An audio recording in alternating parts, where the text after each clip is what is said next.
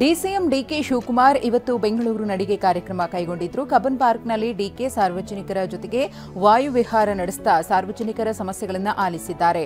DK Shivakumar ಅವರಿಗೆ ಶಾಸಕರಾದ Rizwan Arshad Harris ಸಾಥ್ ನೀಡಿದ್ರು. ಬಂಗಾಳ ಕೊಲ್ಲಿಯ ಆಗ್ನೇಯ ಭಾಗದಲ್ಲಿ ವಾಯುಭಾರ ಕುಸಿತದಿಂದಾಗಿ ಚಂಡಮಾರುತವಾಗಿ ಪರಿವರ್ತನೆಯಾಗಿದೆ. ಈ ಚಂಡಮಾರುತಕ್ಕೆ ಮೋಂಟಾ ಎಂದು ಹೆಸರಿಡುವ ಸಾಧ್ಯತೆ ಇದೆ. ಚಂಡಮಾರುತದಿಂದ ತಮಿಳುನಾಡು, ಆಂಧ್ರ ಮತ್ತು ಒಡಿಶಾದಲ್ಲಿ ಭಾರೀ ಮಳೆಯಾಗಲಿದೆ. ಬಂಗಾಳ ಕೊಲ್ಲಿಯಲ್ಲಿನ ವಾಯುಭಾರ ಕುಸಿತದಿಂದ ತಮಿಳುನಾಡು, ತೆಲಂಗಾಣದಲ್ಲಿ ಮಳೆ ಅಬ್ಬರಿಸುತ್ತಿದೆ. ತೆಲಂಗಾಣದ ರಾಜಧಾನಿ ಹೈದರಾಬಾದ್ನಲ್ಲಿ ರಾತ್ರಿಯಿಡೀ ಮಳೆ ಸುರಿದಿದೆ. ಇದರಿಂದ ವಾಹನ ಸವಾರರು ಪರದಾಡುವಂತಾಯಿತು. ಇನ್ನು ತಮಿಳುನಾಡಿನ ವೆಲ್ಲೂರಿನಲ್ಲೂ ಧಾರಾಕಾರ ಮಳೆಯಾಗಿದೆ. ಬೆಳಗಾವಿಯ ಕಿತ್ತೂರು ಉತ್ಸವದಲ್ಲಿ ಎಸ್ಪಿ ಡಾಕ್ಟರ್ ಭೀಮಶಂಕರ್ ಗುಳೇದ್ ಮತ್ತು ಕನ್ನಡ ಸಂಸ್ಕೃತಿ ಇಲಾಖೆ ಉಪನಿರ್ದೇಶಕಿ ವಿದ್ಯಾವತಿ ಭಜಂತ್ರಿ ಮಧ್ಯೆ ಗಲಾಟೆಯಾಗಿದೆ.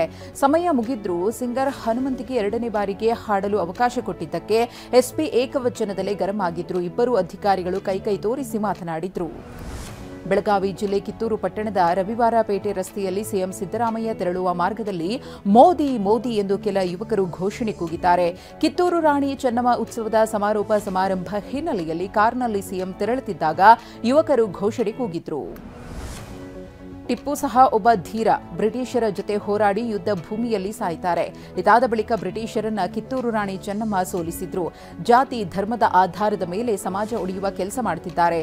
ಒಬ್ಬರನ್ನ ದ್ವೇಷಿಸಿ ಅಂತ ಯಾವ ಧರ್ಮದಲ್ಲೂ ಹೇಳಲ್ಲ ಅಂತ ಸಿಎಂ ಮಾತನಾಡಿದ್ದಾರೆ. ಕಾನ್ಸ್ಟೇಬಲ್ ಮತ್ತು ಹೆಡ್ ಕಾನ್ಸ್ಟೇಬಲ್ಗಳು ಧರಿಸ್ತಾ ಇದ್ದ ಸ್ಟೋಚ್ ಹ್ಯಾಟ್ಗೆ ಕೋಕ್ ಕೊಡಲಾಗ್ತಿದೆ. ಸ್ಟೋಚ್ ಹ್ಯಾಟ್ ಬದಲಿಗೆ ಕರ್ನಾಟಕ ಗೃಹ ಇಲಾಖೆ ಪೇ ಕ್ಯಾಪ್ ವಿತರಿಸಲು ಸಿದ್ಧತೆ ನಡೆಸಿದೆ. ಅಕ್ಟೋಬರ್ 28ರಿಂದಲೇ ಹೊಸ ಟೋಪಿಗಳು ಪೊಲೀಸರ ಕೈ ಸೇರಲಿವೆ. ಪಂಜಾಬ್ನಲ್ಲಿ ಕೃಷಿ ತ್ಯಾಜ್ಯಕ್ಕೆ ಗದ್ದೆಯಲ್ಲೇ ಬೆಂಕಿ ಹಾಕಲಾಗ್ತಾ ಇದೆ. ಅಮೃತಸರ, ತರ್ನ್ತಾರನ್, ಜಲಂಧರ್ ಮತ್ತು ಬಠಿಂಡಾ ಜಿಲ್ಲೆಗಳಲ್ಲಿ ರೈತರು ಹುಲ್ಲಿಗೆ ಬೆಂಕಿ ಹಾಕಿದ್ದಾರೆ. ಇದರಿಂದ ದಟ್ಟ ಹೊಗೆ ಆವರಿಸಿದೆ. ಸರ್ಕಾರಗಳು ಎಷ್ಟೇ ಜಾಗೃತಿ ಮೂಡಿಸಿದ್ರೂ ರೈತರು ಬೆಂಕಿ ಹಾಕುವುದನ್ನು ಮಾತ್ರ ನಿಲ್ಲಿಸಿಲ್ಲ. ಉತ್ತರ ಪ್ರದೇಶದ ಲಕ್ನೋದಲ್ಲಿ ವಾಯು ಮಾಲಿನ್ಯ ಹೆಚ್ಚಾಗುತ್ತಿದೆ. ಮಾಲಿನ್ಯ ತಗ್ಗಿಸಲು ಪಾಲಿಕೆಯು ಹೊಗೆ ನಿರೋಧಕ ಗನ್ ಬಳಸಿ ನೀರನ್ನು ಸಿಂಪಡಣೆ ಮಾಡುತ್ತಿದೆ. ಈ ಬಗ್ಗೆ ಮಾತನಾಡಿರುವ ಮೇಯರ್ ಸುಷ್ಮಾ, ಕಳೆದ ವರ್ಷಕ್ಕೆ ಹೋಲಿಸಿದರೆ ಈ ವರ್ಷ ಮಾಲಿನ್ಯ ಹೆಚ್ಚಾಗಿದೆ. ಧೂಳನ್ನು ಕಡಿಮೆ ಮಾಡಲು ನೀರು ಸಿಂಪಡಿಸಲಾಗುತ್ತಿದೆ ಎಂದರು. ಶಬರಿಮಲೆಯ ಚಿನ್ನ ಕಳ್ಳತನದ ಕೇಸ್ ಭಾರೀ ಸಂಚಲನ ಮೂಡಿಸಿದೆ. ಪ್ರಕರಣದ A1 ಉನ್ನಿ ಕೃಷ್ಣನ್ ಪೊಟ್ಟಿಯನ್ನ ಎಸ್ಐಟಿಯು ತಮಿಳುನಾಡಿಗೆ ಕರೆತಂದು ಪರಿಶೀಲನೆ ನಡೆಸಿತ್ತು. ಅಯ್ಯಪ್ಪ ದೇಗುಲದ ದ್ವಾರಪಾಲಕ ವಿಗ್ರಹಗಳಿಗೆ ಚಿನ್ನದ ಲೇಪನಕ್ಕೆ ಉನ್ನಿ ಕೃಷ್ಣನ್ ಪೊಟ್ಟಿ ಚೆನ್ನೈ ಮೂಲದ ಕಂಪನಿ ಸ್ಮಾರ್ಟ್ ಕ್ರಿಯೇಷನ್ಸ್ಗೆ ನೀಡಿದ್ದ ಎನ್ನಲಾಗಿತ್ತು. ನಾಗ್ಪುರದಲ್ಲಿ ಕೇಂದ್ರ ಸಚಿವ ನಿತಿನ್ ಗಡ್ಕರಿ ನೇತೃತ್ವದಲ್ಲಿ ನಡೆಯುತ್ತಿದ್ದ ಕಾರ್ಯಕ್ರಮದಲ್ಲಿ ಮಹಿಳಾ ಅಧಿಕಾರಿಗಳು ಕಿತ್ತಾಡಿಕೊಂಡಿದ್ದಾರೆ. ಗಡ್ಕರಿ ಕೂತಿದ್ದ ಪಕ್ಕದ ಚೇರ್ನಲ್ಲಿ ಮಹಿಳಾ ಅಧಿಕಾರಿಗಳು ಕೂತಿದ್ರು.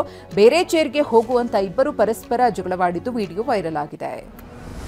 ಐಸಿಸಿ ಮಹಿಳಾ ವಿಶ್ವಕಪ್ಗಾಗಿ ಭಾರತಕ್ಕೆ ಆಗಮಿಸಿದ ಆಸ್ಟ್ರೇಲಿಯಾ ಆಟಗಾರ್ತಿಯರಿಗೆ ಮಧ್ಯಪ್ರದೇಶದ ಇಂದೋರ್ನಲ್ಲಿ ಕಿಡಿಗೇಡಿಯೊಬ್ಬ ಲೈಂಗಿಕ ಕಿರುಕುಳ ನೀಡಿದ್ದಾನೆ. ಆಟಗಾರ್ತಿಯರು ಹೋಟೆಲ್ನಿಂದ ಕೆಫೆಗೆ ತೆರಳುವ ವೇಳೆ ಮೋಟಾರ್ ಸೈಕಲ್ನಲ್ಲಿ ಬಂದ ವ್ಯಕ್ತಿ ಕಿರುಕುಳ ನೀಡಿದ್ದಾನೆ. ಪೊಲೀಸರು ಆರೋಪಿ ಅಕ್ವೆಲ್ ಖಾನ್ನನ್ನು ಬಂಧಿಸಿದ್ದಾರೆ.